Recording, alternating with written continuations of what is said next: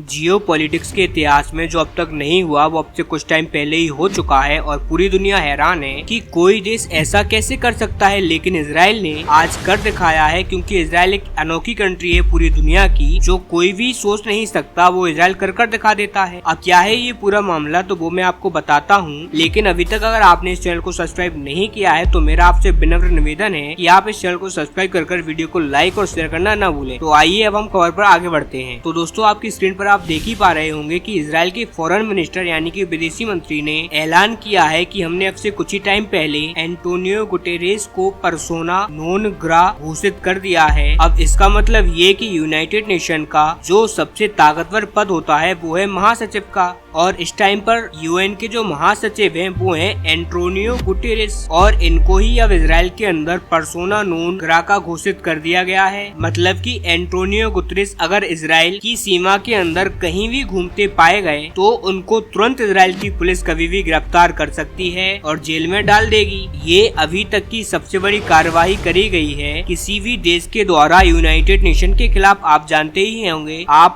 ही होंगे कि यूएन का काम होता है दूसरे देशों के ऊपर सैंक्शंस लगाना, जो भी देश गलत काम करते हैं, जैसे कि आतंकवाद को सपोर्ट करना हो या फिर दूसरे देशों के खिलाफ युद्ध करना हो या फिर किसी भी प्रकार की गलत एक्टिविटी हो, उनके खिलाफ सैंक्शंस लगाने का काम यूएन करता है। लेकिन आज पहली बार यूएन को अपनी ही दवाई का स्वाद चखना पड़ा है। लेकिन यूएन के खिलाफ ऐसे स्टेप लिए जाएं, ये बात तो मैं खुद पर्सनली चाहता था, और ऐसा इसीलिए क्योंकि यूनाइटेड नेशन का काम है कि वो गलत देशों पर कार्रवाई करे। लेकिन पाकिस्तान जैसे देश आज खुले सांड की तरह घूम रहे हैं, पूरे दक्षिण एशिया के अंदर आतंकवाद फैला रहे हैं, लेकिन पाकिस्तान के खिलाफ किसी भी प्रकार की कार्रवाई नहीं करी जाती। उल्टा यूनाइटेड नेशन सपोर्ट करता है पाकिस्तान का जब भी कश्मीर का मुद्दा उठाया जाता है। अब ऐसे में इजराइल ने जो किया है वो मेरे हिसाब से भारत को ये अब से 10-15 साल पहले ही कर देना चाहिए था। लेकिन यहाँ पर हम बात करें इजराइल की, तो उन्होंने ऐसा एक्शन इसीलिए लिया है क्योंकि पिछले साल 7 अक्टूबर को जब इजराइल के सैकड़ों नागरिकों को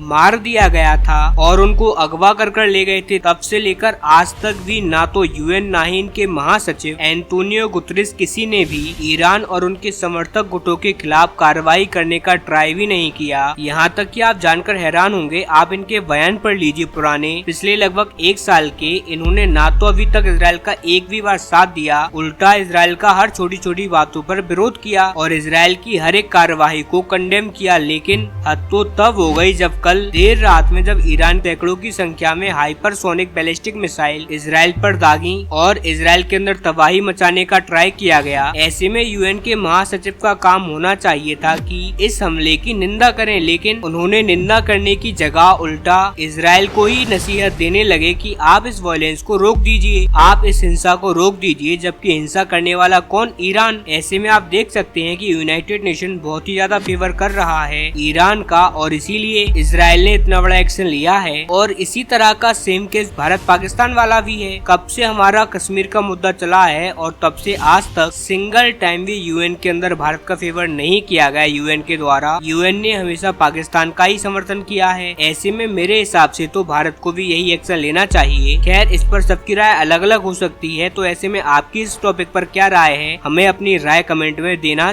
ना भूलें।